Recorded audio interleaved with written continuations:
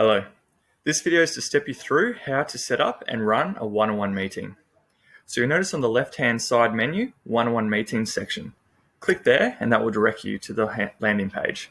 So in your one-on-one meetings landing page, you'll see all of the people that you've had meetings with in the past and any upcoming meetings. So you can see on the left-hand side, I'm going to have my first meeting with Jonathan on the 8th of the 6th. To create a new meeting, go to the top right-hand corner and click Create Meeting. This is your builder. First, you want to identify who you're meeting with, so you can either search through all the employees in your organization that are on the platform or type their names in. We've also got a template all ready to go for effective one-on-one meetings. You can select this item or you can choose to build your own from scratch. You'll also have the ability to save anything you build from scratch as your own template in the future.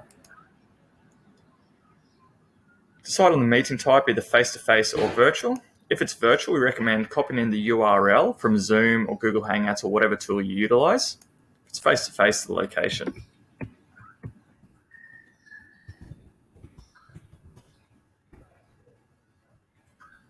Then pick the time and date of the meeting. So this meeting will take place on Wednesday. For the time, click the clock down the bottom, and it'll be a 9 a.m. meeting. And then the duration. This meeting will go for 30 minutes to our regular catch-up. Then you hit Create. So this meeting's all set up. You just need to give it a name.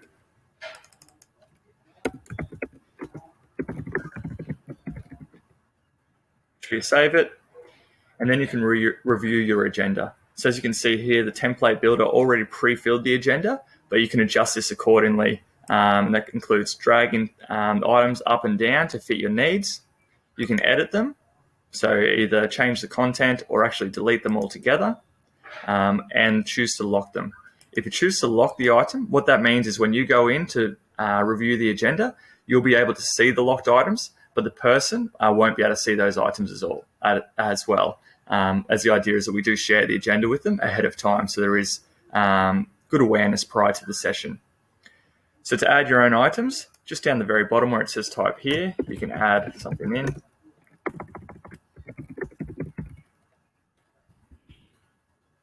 Allocate how long you want to spend on that item, and then save. And as you can see, it's been added.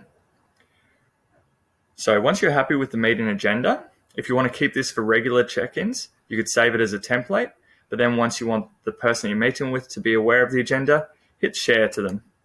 So when you hit share, they'll get an email with the agenda items, and then they'll actually be able to go in, and you'll see on the right-hand side, actually add their own talking points so that everybody's across what's going to be discussed in that session, so everyone's on the same page.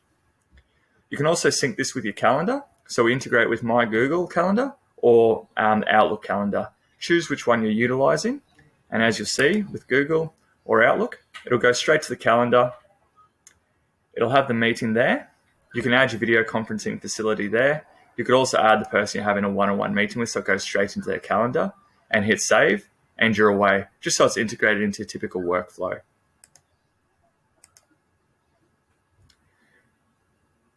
So once the date arrives for your actual meeting, we encourage you to open up your agenda again and use this as a talking points as you work through.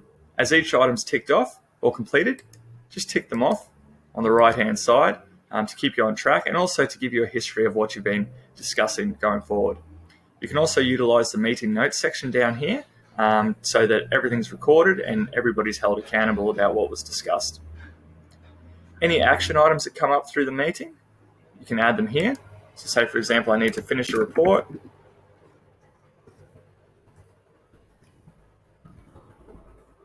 Then I can assign it to myself or Francis, the other person in the meeting. So it's a report for me to do before the next meeting. I'll add that. And then that goes into our priorities section on the main dashboard so that we never lose track of an action item again. Once the meeting's complete, mark it as complete. And then you'll see that will be filled in your one-on-one meetings homepage. And you can go in at any time to review other meetings that you've had in the past, check on action items that haven't been completed. So this person's completed all of their action items so that we can be really effective in the way that we run our meetings. Your goal now is to go and set your first meeting.